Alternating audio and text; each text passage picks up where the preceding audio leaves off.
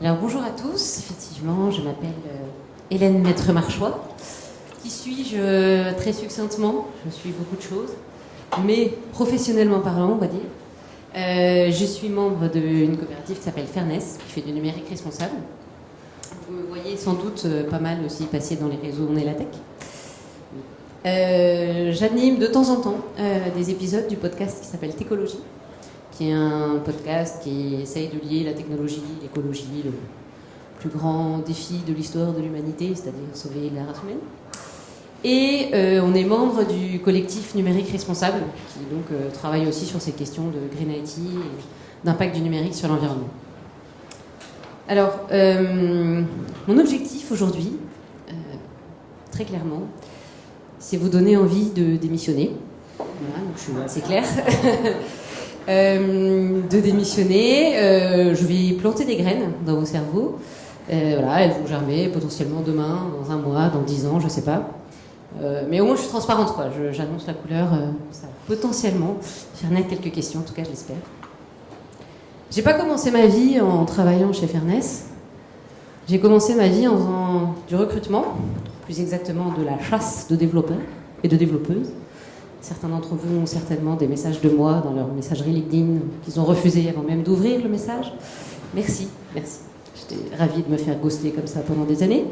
Mais ces entretiens ont effectivement généré des questions, des interactions humaines hyper intéressantes qui ont en fait fait faire du chemin à la fois à la recruteuse que j'étais et sans doute aussi aux gens que j'ai croisés en entretien. Et ces questions-là étaient: pourquoi je travaille? Quels sont mes critères de choix? Et comment est-ce que je priorise ces critères?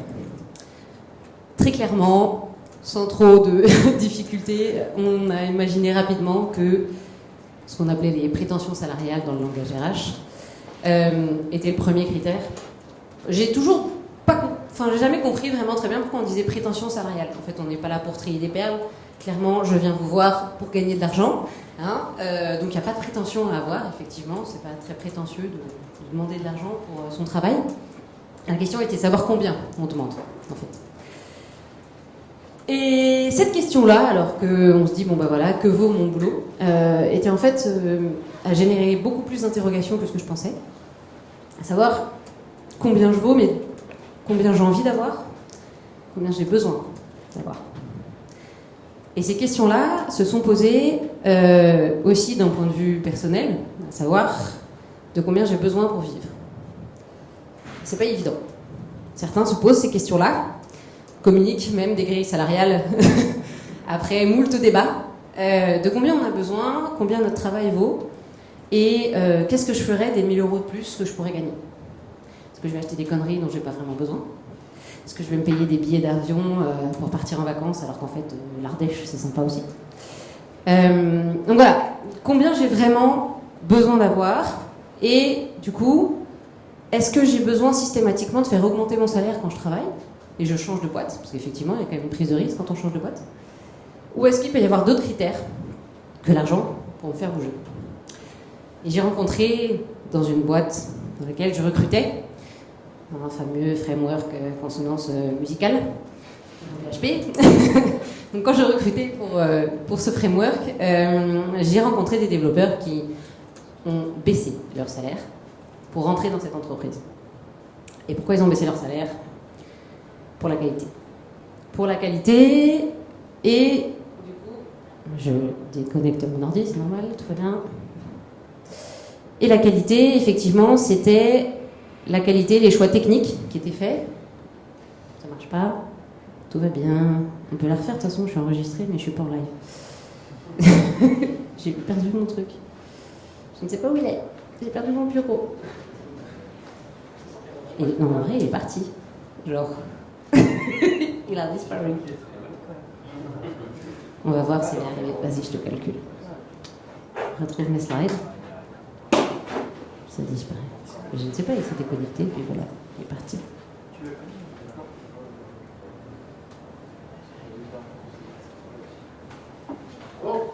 Magnifique.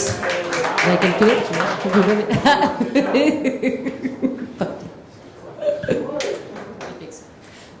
effectivement, ces critères, c'était les choix techniques. Quand on parle beaucoup de French Tech, et là c'était quand même un peu le sujet de ma conf, French Tech, Startup Nation, on est connu quand même dans le monde pour avoir de bons développeurs qui effectivement sont quand même techniquement qui tiennent la route. Maintenant, il y a certaines boîtes dans lesquelles vous avez cette qualité-là, mais cette qualité-là, elle n'arrive pas toute seule. Les choix techniques qui sont posés, effectivement, il y a les technos, il y a les personnes avec qui vous allez pouvoir travailler qui sont bons, mais aussi et surtout le temps dédié à l'encadrement. Est-ce qu'on va avoir cet encadrement nécessaire qui nous permettront d'atteindre les objectifs, c'est-à-dire monter en compétences? Quand je baisse mon salaire, j'espère avoir le temps de monter en compétences.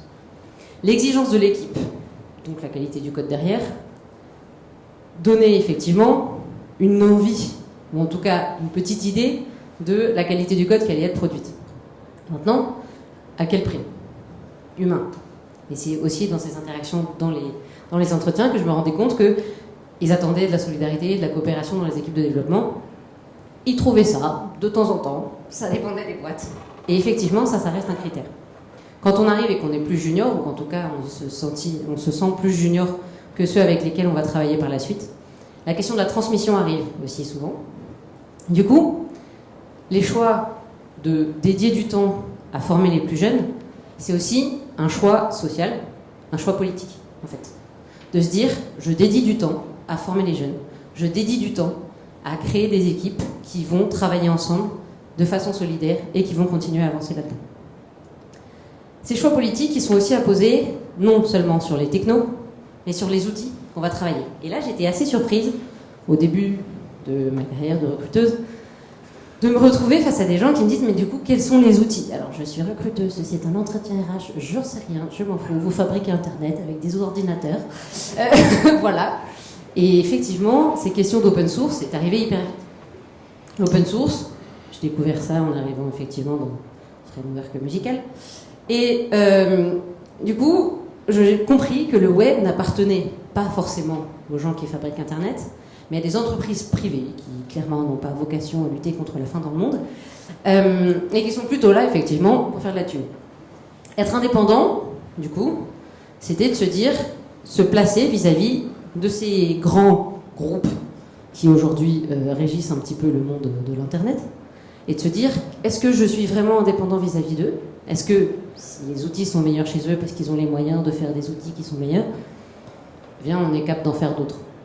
On peut faire des choses qui sont des alternatives et qui permettent effectivement de se décentraliser un petit peu de ce web qui existe aujourd'hui. Les alternatives qui existent, elles existent aujourd'hui, pas forcément surtout, mais du coup, comment est-ce qu'on réussit à poser cette réflexion d'un point de vue global sur la société et quels sont les outils qu'on décide d'utiliser. Les réflexions techniques, c'était quasi 80-90% de l'entretien. En tout cas, beaucoup, c'était 100% des entretiens. Combien je gagne, ce que je vais faire, avec qui, quels outils. Et peu me poser des questions sur les produits. Qu'est-ce que je fais? Qu'est-ce que je vais développer, en fait? C'est pas comment je vais développer, c'est pas combien de temps je vais développer, c'est ce que je vais faire. Vous êtes de l'or en barre, en fait. Vous avez des compétences que les gens s'arrachent, je pense que vous le savez. Et l'air de rien, vous avez aussi une petite possibilité d'action qui est de choisir à qui vous allez dédier vos neurones sur votre temps de boulot. Je pense que certains utilisent vos neurones sans forcément avoir derrière des finalités éthiques que j'aurais envie de défendre. Et vous avez cette possibilité-là. Qu'est-ce que vous créez? À qui? À quoi vous dédiez vos compétences? Et surtout, aussi, l'argent que vous allez créer va aller quelque part. Est-ce que vous savez tous dans la salle où va l'argent, ou qui récupère l'argent que vous créez? Tous? Oui, mais ça va. Il y en a qui font de la lèche, là. C'est une question toute simple, en fait. Vous développez des choses, vous avez créé un produit, et vous allez créer de l'argent. À qui va cet argent? Voilà. Bonne chance. bonne nuit. Le produit rapporte à un client. D'accord? Le client, clairement, il va créer un produit et son but, c'est de faire de la thune avec. On n'est pas là pour trier des perles, encore une fois. Typiquement, par exemple, gros exemple, Google avait une possibilité de faire de la thune avec un partenariat avec la défense américaine. D'accord? Gros projet, gestion des datas, on va améliorer tout ça, vous inquiétez pas et tout. Les employés de chez Google se sont rebellés. Oui, parce qu'ils bossent chez Google, mais ils se rebellent. Chaque personne a son paradoxe. Ils se sont rebellés, ils ont dit non, non, la défense, tout ça, l'armée, ça tue des gens, on n'est pas d'accord, machin. Google a lâché le projet. Et c'est Amazon et Microsoft qui étaient ravis et qui ont récupéré le projet. Voilà. Donc le projet n'est pas mort, mais les salariés de Google se sont dit finalement on ne le fait pas. Tout ça pour vous dire qu'en fait, de toute façon, cet argent-là va être fait. Maintenant, les salariés de Google, ils ont mieux dormi. Et on peut tous mieux dormir. Et on a tous ce choix-là. D'accord? Donc, où va l'argent? Suivez-le, trouvez des réponses. Il rapporte à un client, souvent il coûte aux utilisateurs. Et alors ça, sans trop de complications, effectivement, la question des utilisateurs était quasi jamais posée. Tout le monde s'en prend. Alors en fait, c'est une question qui a commencé à faire un petit peu dissonance quand je me suis posée sur des réunions tech. On parlait du produit et tout ça, et le client nous donnait des exigences. Et où moi, très naïvement, je posais des questions du point de vue de l'utilisateur. Et en fait, je me suis rendu compte que c'est des gens que potentiellement, souvent on oublie, manifestement, ça impacte un peu la qualité des produits. Mais c'est surtout que dans la boucle économique, quand une start-up lève des millions, c'est fou quoi. Vraiment, les start-up qui se pètent les gueules, ils ont des millions, ils font tourner leurs millions, ils lèvent des millions, tout va bien, et puis ils tombent parce qu'on n'a pas fait attention aux utilisateurs potentiellement.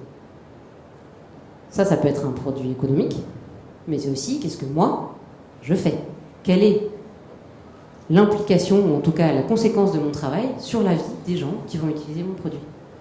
Ces questions-là, en fait, d'un point de vue éthique, se sont posées au moment où on a fait des réunions autour du produit. Clairement, la dissonance arrive quand, je sais pas, un développeur dit « Mais non, mais c'est le client qui m'a demandé de faire ça et tout. » Mec, t'as codé Pegasus. C'est pas pour aller traquer des recettes sur Marmiton, hein, que le gars a mis des mouchards. Comment est-ce qu'on réussit à finir sur des vidéos complotistes alors qu'on cherche une recette de tarte aux pommes? Il y a quand même des moments où on se dit l'utilisateur va avoir des conséquences dans sa vie avec le travail que j'ai fourni. Et cette dissonance-là a pris pas mal de place dans ma tête quand moi je continuais à recruter des gens qui allaient coder des algorithmes en salle de marché, typiquement. Là, ça a été un petit... Je dormais plus très bien, donc j'ai continué à effectivement évoluer de ce côté-là. Le rapport au temps des utilisateurs, c'est aussi de se dire, est-ce que je leur fais gagner du temps? Est-ce que je leur fais améliorer leur quotidien? Est-ce que je leur permets de se passer de moi au bout d'un moment? Le numérique, c'est un outil. C'est pas une fin en soi. Il y a une visée derrière. Et est-ce que je sers vraiment, avec l'outil numérique que je produis, les utilisateurs que je vais avoir sous les yeux ou pas? Quel est le temps? Est-ce que je leur fais gagner du temps? Est-ce que je leur fais gagner du temps de vie? Est-ce que justement on automatise le travail et derrière ils vont avoir plus de temps, ou est-ce que juste ils vont plus bosser sans forcément gagner plus naturellement? Parce que sinon c'est pas drôle. Et en fait la question très simple derrière, c'est est-ce que je suis fière de ce que je fais ou pas? À partir du moment où moi je me suis plus sentie très fière de ce que j'étais en train de faire, dissonance cognitive, et on n'a pas le temps. Le rapport à l'urgence, il est différent pour tous. On a besoin de bouger, on a besoin de sentir des choses qui vont évoluer. On commence par poser des questions sur la table, là où on est, en fait. Et parfois, on est surpris. On a des clients chez qui on va se dire, bon ben ouais, ok, vous mettez les Google Analytics, pourquoi pas, machin, mais qu'est-ce que vous faites de ces données, en fait? Est-ce que vous avez vraiment besoin de tout mettre? Parce qu'il y a des alternatives. Matomo, par exemple, il va vous anonymiser vos données, mais les stats que manifestement vous avez envie d'avoir, vous les aurez aussi. Et le client il fait « Ah ouais, je connaissais pas. Mettez Matomo, je m'en fous. » Et parfois on est surpris par le fait de juste poser une question sur la table. On va avoir des retours qui sont positifs. pas toujours, effectivement. On peut sensibiliser ses collègues, sensibiliser son environnement, ses clients. Quelque chose qui demande un peu plus de courage et qui est parfois un peu plus difficile aussi, c'est oser dire non. C'est pas évident. Je ne sais pas si certains d'entre vous l'ont déjà fait. Refuser des contrats, refuser des gens, dire qu'on n'est pas d'accord. On s'est posé cette question-là il n'y a pas très longtemps chez Fairness. On avait beaucoup d'argent sur la table pour refaire un site d'une fondation qui avait de magnifiques enjeux d'aller sauver les enfants, planter des arbres et tout, mais qui était en fait une fondation qui en fait était liée à un grand pétrolier qui commence partout et qui finit par Tal. On s'est embrouillé, pas forcément de façon très violente, mais certains se disaient oui, on va changer le monde de l'intérieur, allons-y, on est 6 les gars, ça va pas aller très loin. D'autres qui disaient il va falloir qu'on renseigne tout, qu'on écrive des articles de blog tous les jours pour expliquer le lien qu'on a avec eux et pourquoi on y va et comment ça va se passer. Pas trop. Dernier qui disait non, on va perdre toute crédibilité les gars, ça va pas y aller du tout, on n'y va pas, c'est impossible.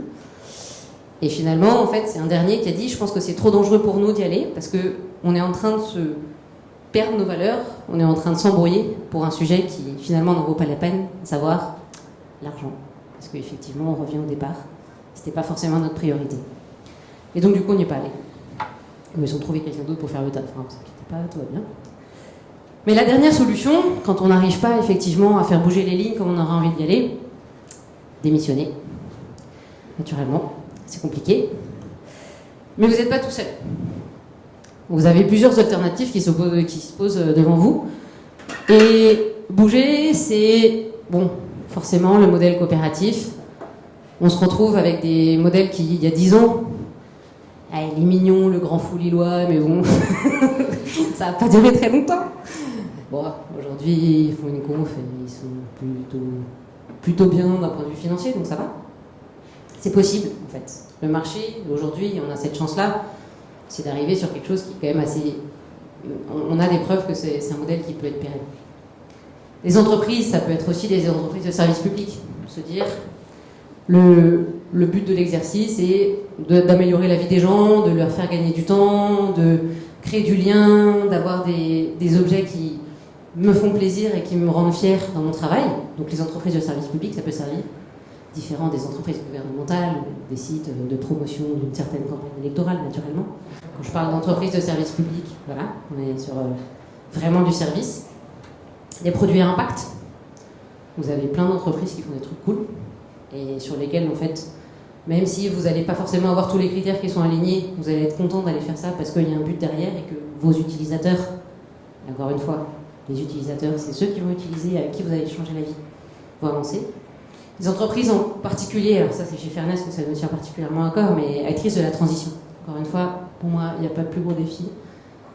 Et il y en a plein qui se mettent sur ce truc. Faites gaffe au greenwashing quand même, ça existe. Hein, des startups qui lèvent des millions et qui font briller la French Tech en mode on va se make the palette great again. Faites gaffe, juste vérifier un petit peu le truc. Et pour ça, vous n'êtes pas tout seul. L'autre tech est possible, on est capable d'avancer ensemble. Avec Mehdi, avec Kevin, on a travaillé sur un manifeste qui était vraiment sur une autre tech est possible. On a commencé effectivement sur les questions de retraite. Il y avait un enjeu très particulier sur lequel on s'est retrouvés. Mais on a élargi un petit peu le modèle. Vous aurez les liens, je vous filme les slides. Et il y a un repo aussi open source qui liste les coopératives du numérique. Vous avez besoin de vous retrouver, trouver des copains, vous ajouter, créer des coopératives. On a besoin d'être plusieurs. Voilà. Vous n'êtes pas tout seul et vous avez des solutions. Naturellement, la gradation est possible. Mais il y a d'autres modèles. On n'est pas obligé de finir en mode Startup Nation. Voilà. Il y a un truc, c'est qu'on ne peut pas le faire tout seul. Aujourd'hui, on n'est pas encore assez nombreux. Et on a besoin de vous, en fait. On a besoin de vous pour faire système, on a besoin de vous pour coopérer, on a besoin de vous pour montrer qu'il y a des alternatives qui sont réelles, qui fonctionnent. Financièrement, ça passe. On est capable de... on est très fiers de nous, mais... on est passé sur un appel d'offres, on a gagné un appel d'offres devant Octo, Accenture et tout ça. Voilà. Ça arrive en fait, juste on propose de la qualité, des produits intéressants, des profils intéressants, ça marche. Et ce modèle financier permet aussi une répartition des richesses qui évolue un tout petit peu par rapport aux ESN classiques. À défaut de vous donner tout de suite envie de démissionner, j'espère que j'ai créé quelques petites questions voilà, auxquelles je serais ravie de répondre maintenant, plus tard, un autre moment. Voilà. C'était un aperçu de ce qu'on est capable de commencer à penser et j'espère qu'on sera de plus en plus nombreux sur ce modèle-là.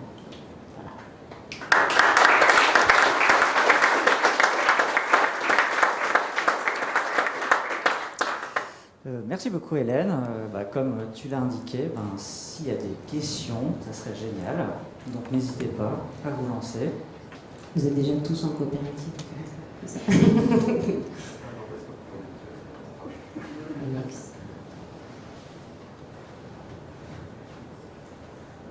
Déjà, merci beaucoup pour cette conférence. Je pense que c'est indispensable qu'on ait des conférences qui parlent de ce genre de sujet dans un métier comme le nôtre, où on est un petit peu les rois et reines du pétrole sur le marché du travail.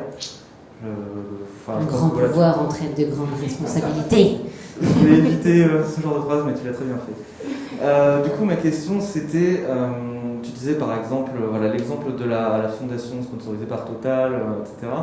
Tu disais, de toute façon, ils ont trouvé le moyen de faire leur projet quand même. Ouais. Est-ce que tu crois qu'il existe des actions possibles pour empêcher ce genre d'initiative de la part des grands lobbies d'arriver à un moment donné ?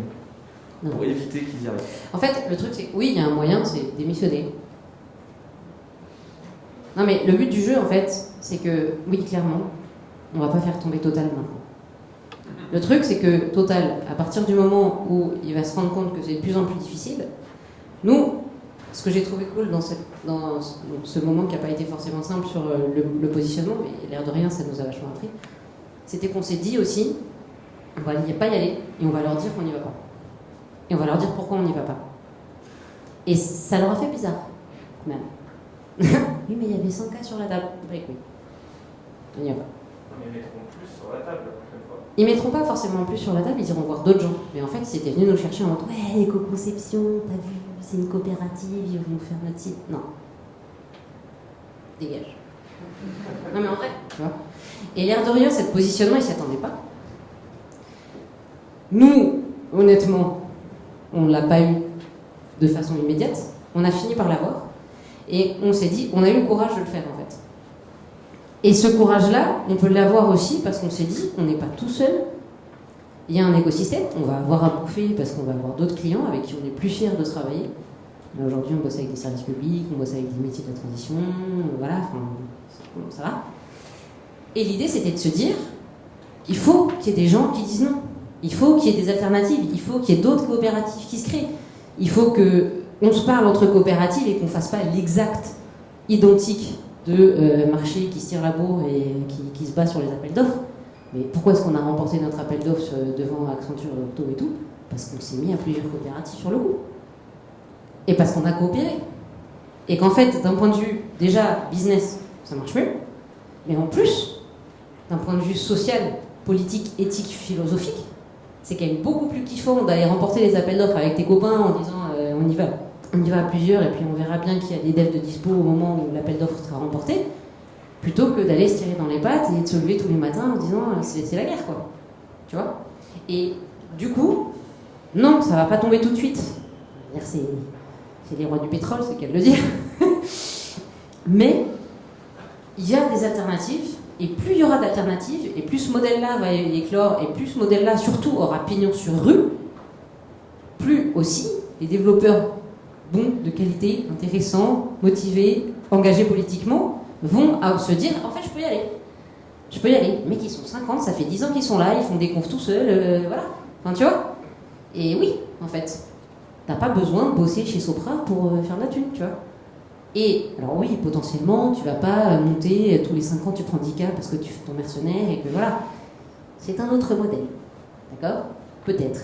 Mais on dort mieux, on boit de la bière. On construit un monde dont on est fier et c'est une autre alternative, mais je trouve ça plutôt. Je sais pas si j'ai répondu à la question. Merci Hélène. Autre question ? Allô. Ah, Ouais. Ici, après, là-bas, dans le fond. Ouais. Moi, c'est deux questions. Mais selon toi, est-ce qu'il y a- quelle est la réserve de développeurs et de développeuses qui ne sont pas intéressés que par l'argent? Est-ce qu'il y en a vraiment tant que ça? Moi, j'ai l'impression que je les connais tous à Paris, mais bon, je vois à peu près tout ce qui c'est, donc du coup, il n'y en a plus beaucoup. Et la deuxième question, mais là, je fais exprès d'être volontairement naïf, mais est-ce que, genre, de dire là au début, on accepte de baisser son salaire, c'est pas contre-productif, parce qu'en fait, au final, les développeurs, malgré le fait que là, on a droit au baby et à plein de trucs et tout, on est juste des prolétaires sur un marché du travail, et ce qui répond à la loi de l'offre et de la demande. Donc les développeurs, là, sont bien payés parce qu'il n'y en a pas assez, mais avec toutes les écoles, la 42 et compagnie, le but, c'est d'inonder le marché du travail de développeurs et de faire baisser les salaires. Donc en fait, après, ça va revenir au même, quoi. Voilà. Ok. Alors, première question, est-ce qu'il va y avoir des développeurs? Oui. Est-ce qu'il y a encore des marchés avec des développeurs qui veulent trouver du sens dans leur taf? Oui. Ceux qui sortent justement des écoles dont tu parles, c'est la génération Greta. Non mais, en fait, l'air de rien, non, pas tous, mais cette génération-là a aussi une quête de sens, comme je pense que l'ensemble du monde. Alors, on n'est pas tous allés lire le rapport du GIEC pour se pondre tous les matins, mais quand même, la quête de sens est généralisée. Il y a des gens qui ont envie de se dire « je sais pas ce que je fais », d'accord ? Moi, les devs que je recrutais et qui se disaient « je fais gagner des millisecondes à des traders en salle de marché », ils n'étaient pas fans de leur taf. Tu vois, j'étais pas genre hyper fier de ce qu'ils faisaient. Ils gagnaient leur thune, certes, mais ils restaient pas hyper longtemps. Le taux de roulement dans les ESN est quand même assez monstrueux. D'accord ? Donc, oui, il y a des devs qui veulent bouger, il y a des jeunes femmes, des jeunes hommes qui aujourd'hui se disent j'ai envie d'être fier de ce que je fais, j'ai envie de le faire bien, j'ai envie de le faire avec des gens qui sont cool, j'ai envie de gagner de l'argent pour ce que je fais, mais voilà, pas des ponts d'or. Je pense que ça existe. Et je pense que quand on mettra des modèles en face d'eux, encore une fois, une pluralité de modèles, qui va être des modèles pérennes où tu es payé, où tu as des primes à la fin de l'année, mais où c'est ton produit de ton travail que tu récupères sur ton compte en banque et qu'il n'y a pas d'intermédiaire et que tu ne vas pas engraisser, voilà. Oui, en vrai, ça peut marcher. Deuxième question. C'était pas non, par rapport au salaire en métier. Ah oui, sur les salaires et le fait de baisser son salaire. Effectivement. Non, mais t'as raison. Non, mais j'étais hyper surprise. Tu vois, je me suis dit, mais débile ou. T'es con ou quoi? Reste là où t'es. Non, je préfère venir chez vous, c'est mieux. Ok. C'était sur les priorités. En fait, sur les critères de base. Effectivement, quand t'es recruteuse, moi, le côté prétention, machin truc, non, il y a le mec qui vient pas là pour tes beaux yeux, on s'en fout. Enfin, tu vois, il faut bouffer à la fin du mois, on est d'accord. Mais, est-ce que c'est le seul critère? Non. Est-ce que c'est le critère prioritaire? Pas toujours, en fait. Est-ce que tu peux contrebalancer le fait d'avoir un salaire qui est un peu moindre? Encore une fois, le mec, il a calculé quand même de quoi il avait besoin pour vivre, tu vois. Il n'était pas à se dire je me souvends et je vais manger des pâtes jusqu'à la fin de mes jours pour venir travailler avec le grand dieu de PHP. Le but de l'exercice, c'était quand même de se dire j'aurai de quoi bouffer. Certes, je vais pas m'acheter ma Tesla tous les matins, demain matin, tu vois, mais je veux monter en compétence, je veux travailler avec des gens cool et je veux avoir potentiellement la main sur le produit. Bon, dans cette boîte, ils n'ont pas trop la main. Mais après coup, derrière, ils l'ont fait. Et je pense qu'effectivement, tu peux avoir ce critère-là, de se poser déjà la question de te dire qu'est-ce qui est important pour moi, et du coup, de choisir ta boîte en fonction de ce critère-là, et donc pas forcément rabaisser le truc. Après, le coût des salaires dans la société, je pense que de toute façon, alors, encore une fois, moi je vais me faire mon anarchiste écolo, mais le but de l'exercice, c'est quand même d'arrêter la consommation et de se dire que la thune, c'est le moyen de savoir si tu as réussi ta life ou pas, tu vois. Donc, se dire qu'il faut baisser les salaires de gens qui gagnent... De toute façon, on est quand même, soyons clairs, hein, voyons les salaires médians des Français, t'as pas de dev en dessous. Tu vois. D'autres questions, me dis. Deux questions rapides. La première, comme tu disais, les développeurs, ils ont, c'est l'histoire, hein, mais ils ont à la fois le pouvoir et ils sont à la fois en dépendance. Dépendance. Ils ont l'impression d'être en dépendance du CDI, même s'ils peuvent retrouver ailleurs. Mais si tu veux, ma question, c'est quel est leur vrai pouvoir de dire non? Comme tu l'as dit, Google, ils ont dit non. GitHub, ils avaient dit non pour les migrants. Quand Microsoft vendait des logiciels au département américain, tout ça. Mais quel est le vrai pouvoir de dire non? Un dev dit bah non, je fais pas ça. Je fais pas cette feature.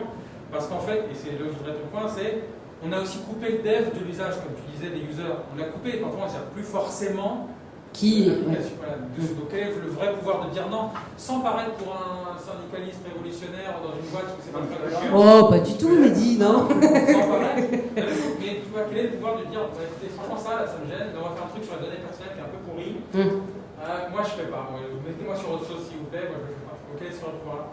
Et deuxième question, c'est le modèle coopératif, c'est un modèle extrêmement vertueux qui fait en sorte de ne pas capter la valeur comme une start-up le ferait sur le capital. Voilà. Donc, il n'y a pas de salarié qui sera millionnaire si la boîte a vendu 1 milliard, parce que ce n'est pas le modèle. Voilà. Et si tu veux, certains bons développeurs, ils se disent je ne serai jamais extrêmement riche. Je suis d'accord, ce n'est pas un objectif de vie pour beaucoup de gens. Mais si tu veux, qu'est-ce que tu dis face à quelqu'un qui vient de Californie, qui était extrêmement bien payé, et pour baisser son salaire, non pas de 20%, mais de 60% ou 80%? C'est pas facile. Qu'est-ce que je lui dis? Bienvenue en France. Je pense. Il est français. Il est français. Je dis ouais, pourquoi t'es rentré quoi? Ouais, parce que tu payais ton dentiste 75 000 $ le détartrage, petit con. Voilà. Donc, alors ouais, non, tu seras peut-être pas forcément millionnaire. Après, si tu travailles bien, si toute la boîte travaille bien, si on bouffe les marchés, si on est nombreux, je sais pas. Hein. Après, tout dépend de ce que tu fais de ton argent, si tu veux le côté, si tu as 8 enfants qui veulent tous des jouets, qui cassent tous les matins, tu vois. C'est chacun sa façon de dépenser l'argent. Est-ce que ton objectif de vie c'est d'être millionnaire? Je ne sais pas. Est-ce que si tu n'es pas millionnaire, tu vis mal? Je ne suis pas sûre. Enfin, voilà. Donc, je pense que donc, pour ta première question sur le pouvoir de dire non, c'est ce que je disais en fait. Il y a plusieurs grades. C'est-à-dire, tu poses des questions sur la table. Vous êtes sûr qu'au niveau des datas personnelles, machin, tu plantes des graines? Ce que je viens de faire aujourd'hui. Les gars, les datas personnelles, même, faisons attention. Le pass sanitaire, c'est peut-être pas ouf. Je ne suis pas contre la vaccination, mais peut-être qu'effectivement, il y avait d'autres options numériques pour gérer cette pandémie. Poser des questions, tu vois. Après, tu vois la réaction que tu as en face. Si c'est un mur complet, tu poses une question, 1 fois, 2 fois, 3 fois, 10 fois. Tu cherches ailleurs. C'est ça, le gros avantage, c'est un énorme luxe qu'on a aujourd'hui, c'est de te dire que tu peux aller ailleurs, en fait. Tu as la possibilité de bouger. C'est pas le cas dans tous les corps de métier, tu vois. Et tu peux pas forcément bouger demain matin, mais il y a moyen, ce marché est quand même assez mouvant, vous êtes sur des compétences qui sont quand même sollicitées. Et même pour les gens qui sont en reconversion, qui n'ont pas forcément aujourd'hui les compétences qui sont nécessaires de part, il y a moyen de bouger, quoi. Et le but aussi, ça me rappelle, coopérative, prenez des juniors, montez les gens, dites que c'est possible. Donc je pense qu'effectivement, ton pouvoir n'est pas officiel. Tu peux, alors dans certaines coopératives, nous, il y a clairement droit de dire non, quoi. Il y a des entreprises sur lesquelles l'assurance, j'y vais pas, quoi. Est-ce qu'on a envie d'aller dans une assurance? Pas forcément. Est-ce qu'on va demander d'aller dans une assurance si on a autre chose? Non. Donc on choisit nos clients aussi. Mais dans certaines boîtes, tu as le droit de dire non. Encore une fois, choisissez bien les endroits où vous allez.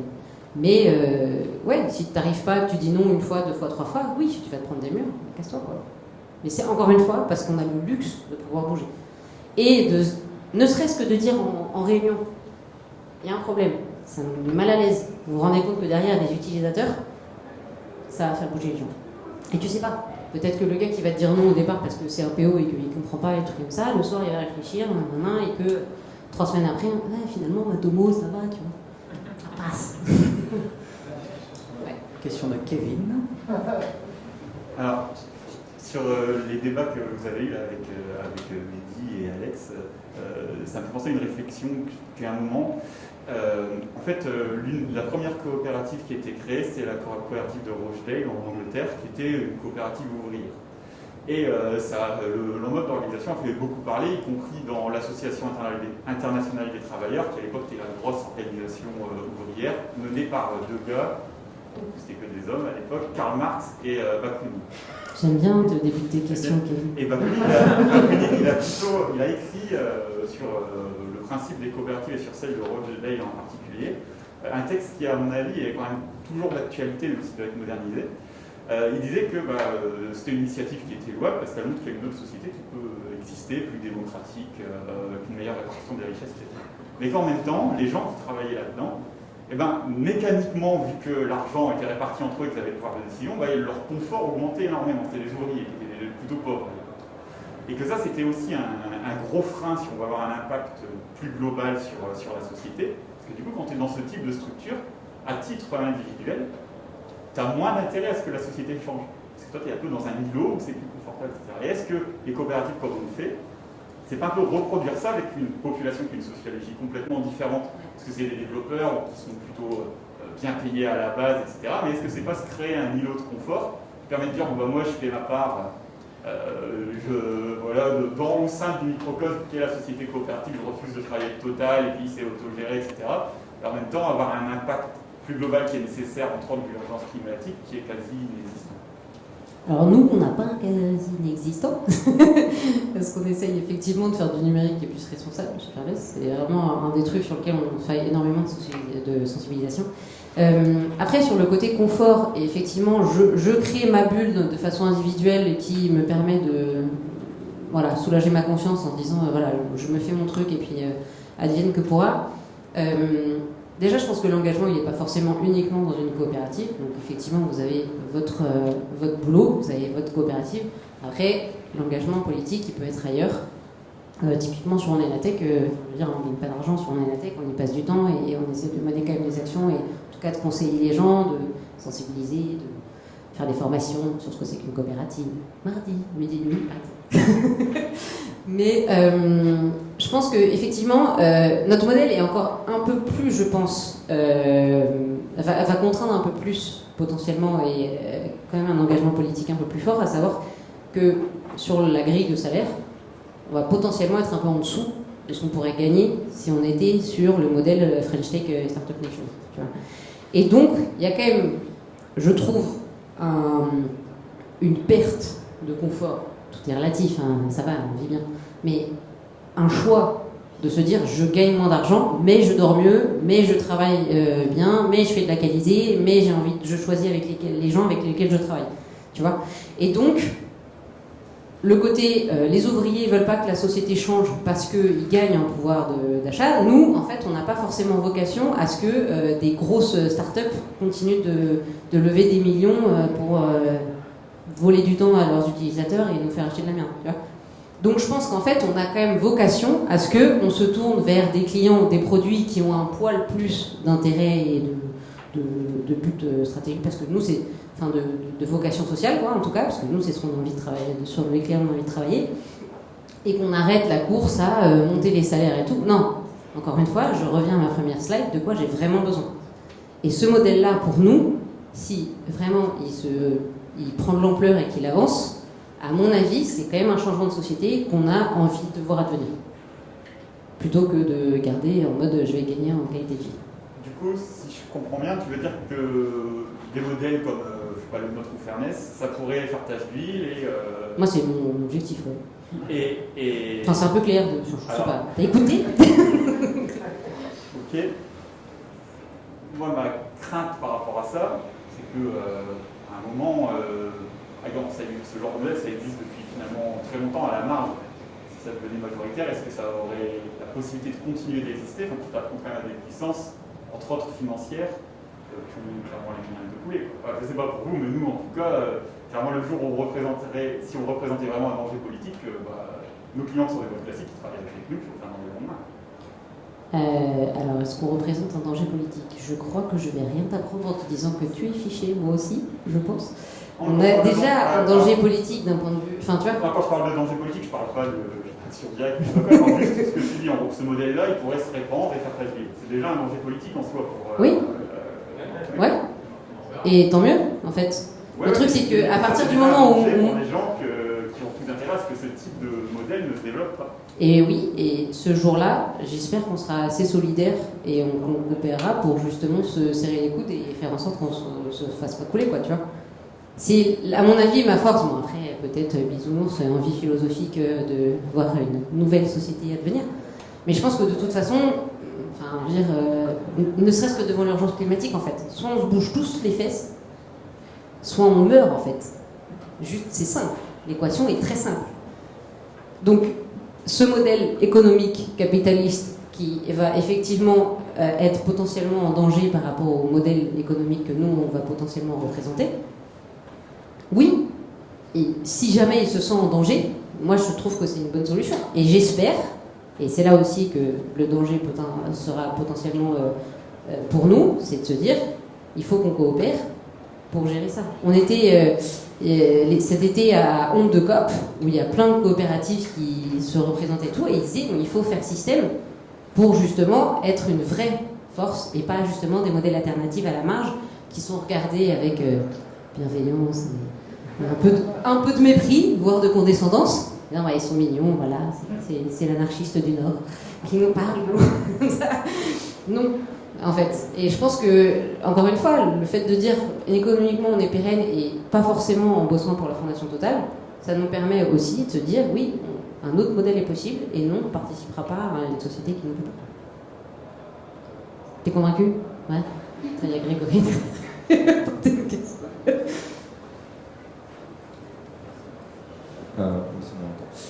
Du coup, le modèle COP, c'est quelque chose que j'ai découvert assez récemment cette année, en fait, il y a quelques mois. Et une question que je me posais, c'est de ce que j'ai cru comprendre le modèle, donc chacun une voix, etc., pour voter. Donc, est-ce que tu penses que, en fait, par ce modèle-là, vous êtes limité en taille forcément sur lequel ça marchera, c'est-à-dire qu'à 1000 personnes, on ne peut plus fonctionner comme ça, et que du coup, vous êtes forcément limité sur l'impact que vous pourrez avoir, et vous ne pourrez jamais rivaliser avec des grands groupes qui auront une force de frappe forcément de, je prends Google, je sais pas, c'est 100 000 développeurs, donc si, on ne pourra jamais concurrencer les gros groupes, et s'ils ne veulent pas être green, ils ne le seront pas, et on ne pourra jamais rien faire, parce que sur un modèle comme ça, on sera forcément limité en force de frappe un jour ou l'autre, sauf peut-être coopération entre COP, mais du coup, ça veut dire peut-être, je ne sais pas comment gérer ça, etc. Je voulais avoir ton avis là-dessus. Ah ouais, c'est hyper intéressant et c'est une question qu'on se pose de façon assez régulière, le coût de la taille et du coup de la démocratie participative directe, notamment sur les prises de décision, les systèmes de vote interne, comment est-ce qu'on fonctionne derrière. Alors, je sais que chez les Lumio, l'asynchrone, les réflexions en AG, puis en asynchrone, puis en AG, puis voilà. Nous on est 6, donc pour l'instant ça va. On discute, on a un Slack, tu vois. On partage des informations et on vote avec des emojis. Donc ça va. Après, effectivement, je pense que une énorme coopérative me paraît plus difficile, mais encore une fois, je n'ai pas l'expérience pour te répondre de façon très concrète. Me paraît plus difficile à gérer.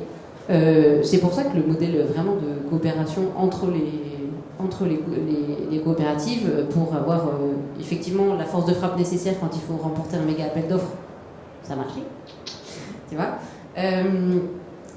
est possible tout en ayant nous nos fonctionnements en interne qui du coup continuent en mode démocratie participative et on crée de la valeur, on redistribue directement chez nous, pas non plus boîte mille valeurs et on va pas se faire racheter par la licorne d'à côté, quoi, tu vois. Donc pour moi, effectivement, encore une fois, c'est vraiment mon avis, mais le modèle d'avoir plusieurs coopératives qui sont, je sais pas, peut-être 50, tu me diras si c'est la limite haute sur laquelle le modèle continue de croître ou pas.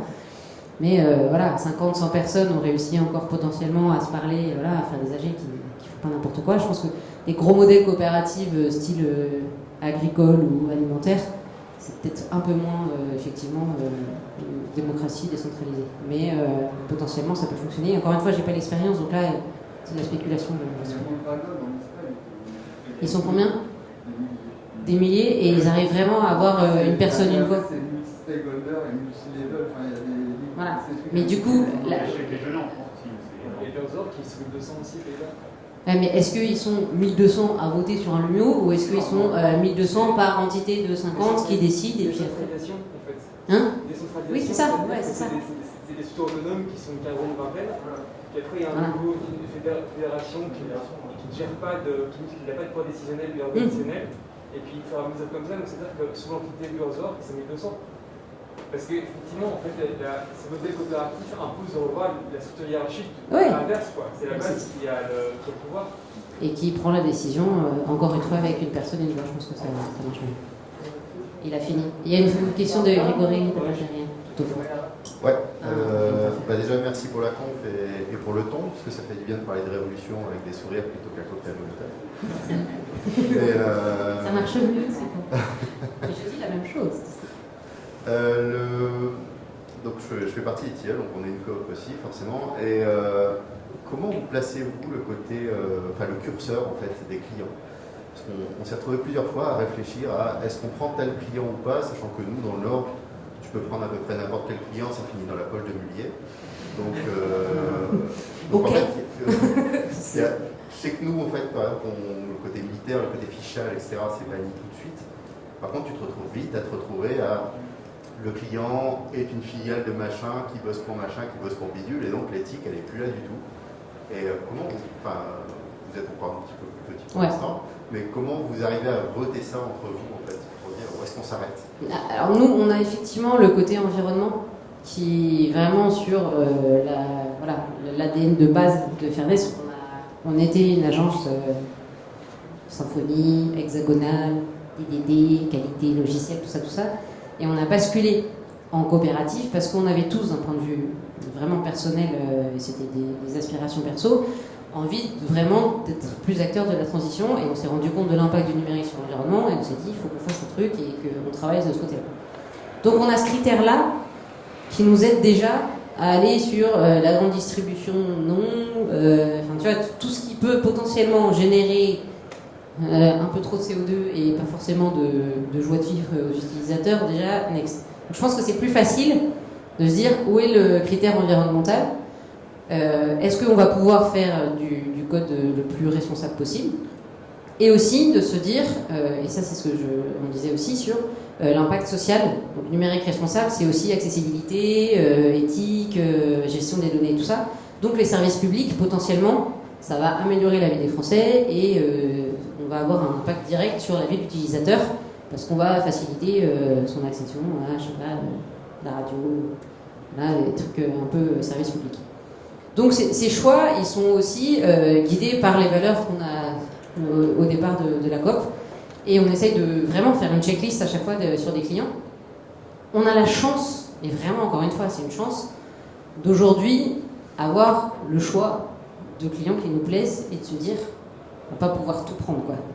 Tu vois, je sais pas, quand on sera 50 et qu'il va falloir qu'on mange et que Mully viendra me chercher, mais pour le moment c'est vrai qu'on réussit à se dire on sort de clients qui n'étaient pas forcément mauvais ni quoi que ce soit, mais qui n'étaient pas forcément, qui ne cochaient pas toutes les cases, pour aller vers quelque chose qui correspond le plus possible à nos valeurs. Et on a de la chance, ça marche. On a besoin de bras. Vous avez comme des mêmes métiers de manière générale. Comment vous vous en sortez, vous, par rapport à ça, par rapport à ta question? Les choix vis-à-vis des milliers, vis-à-vis de... Est-ce que sur tout, on n'arrivera jamais à trouver un client qui soit honnête On crève les pneus pour compenser. Tu veux répondre Non, on crève les pneus pour compenser. Plus sérieusement, en fait, c'est des choses qui font débat chez nous. Et il y a des débats assez récurrents sur ces questions-là. Moi, mon avis personnel qui est pas spécialement, qui est pour l'instant l'avis majoritaire, et c'est celui qu'on suit, mais qui n'est pas forcément partagé par tout le monde, c'est que c'est illusoire de croire qu'on peut travailler avec des clients qui sont complètement éthiques, déconnectés du capitalisme, etc. De toute façon, une coopérative, elle est intégrée dans le système actuel, et tant que c'est pas des... moi, mes limites perso, mais c'est difficile à définir, c'est que tant que c'est pas quelque chose qui va heurter directement les gens, c'est pas un truc de fichage, c'est toujours quelque chose de subjectif, quoi. De toute façon, il faut bien travailler. Tes baskets, elles sont fabriquées dans une usine en Chine, et puis ton téléphone, il fait que voilà. Moi, je suis très peu regardant en fait sur les comptes avec lesquels j'accepte de travailler. Par contre, j'ai une règle d'or, c'est que j'en prends le plus possible. Voilà. Tu quoi? Tu leur prends le plus possible? Alors oui, mais c'est 8 000 € jour. J'essaie d'être intégré dans le système capitaliste quand on jouait avec ces règles.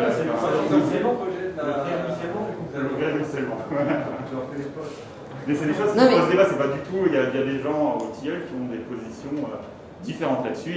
Du moment pour chaque client, on vote. Et on trouve la limite. Chaque client qu'on considère, en fait, on a quelques critères, une grille d'évaluation, pour savoir si ça peut poser un problème ou pas. Et quand ça peut poser un problème, on en discute, on voit en fonction du projet, en fonction du client, parce que c'est aussi deux choses différentes.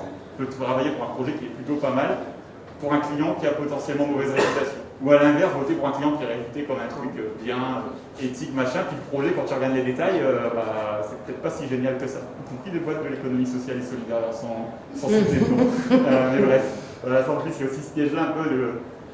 Parfois on se dit on va plutôt travailler avec le petit truc du coin parce que c'est mieux que la grosse multinationale. Sauf qu'en fait, la grosse multinationale, il y a des syndicats, il y a un CE, il y a des grilles de salaire, et puis le petit truc du coin, tu te rends compte que ça tourne avec 90 stagiaires et que il vaut mieux travailler dans la multinationale. Donc c'est compliqué quand même comme question. Donc il faut le cas par cas.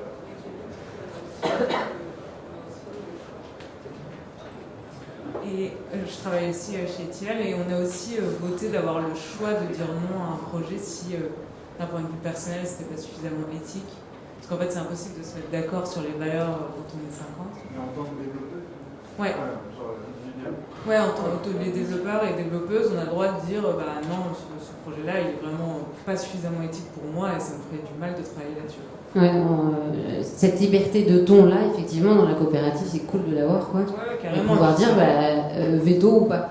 Nous, on a deux doubles systèmes, à savoir de se dire premier échelon, moi j'y vais pas, mais bon, si vous voulez y aller, allez-y. Ou deuxième échelon, moi je mets mon veto, j'y vais pas. Vraiment, il faut pas qu'on y aille, quoi. Et là, c'est quand sur des trucs style Total. En fait, le dernier qui a dit c'est dangereux pour nous, il a mis son veto en disant on n'y va pas parce que pour Fairness c'est dangereux. Alors qu'au départ, il y en avait un qui disait on va perdre toute crédibilité, moi vous y allez, mais sans moi, quoi. Et il n'avait pas mis son veto. Et c'est quelqu'un d'autre qui, pour la pérennité de la coopérative, a dit là je mets mon veto, c'est dangereux de pas y aller. Donc c'est vrai que la liberté de ton en interne est quand même beaucoup plus intéressante aussi de ce point de vue-là. Après, sur le côté on participe à l'économie, oui, on participe à l'économie, on a aussi ce truc de se dire on va prendre des gros clients qui vont être du service public ou potentiellement d'autres gros clients qui ont de l'argent sur lesquels on va pouvoir faire des projets intéressants, on chiffre, et on va allouer notre jour de dojo à être beaucoup moins payé, voire pas payé du tout, sur des projets qu'on commence mais qui vont aider à sauvegarder un peu les phoques et les bébés pendant, quoi, tu vois. Tu ne crois pas au changement de l'intérieur? Pas vraiment. Ça dépend des mastodontes, mais tu vois, sur TO, TAL, tu vois. Même si maintenant c'est énergie et qu'ils font du green, tu vois, c'est du renouvelable, mais quand même, non, j'y crois pas. D'autres questions, c'est fini. Je crois que j'ai éclaté le temps. Merci, Merci à tous.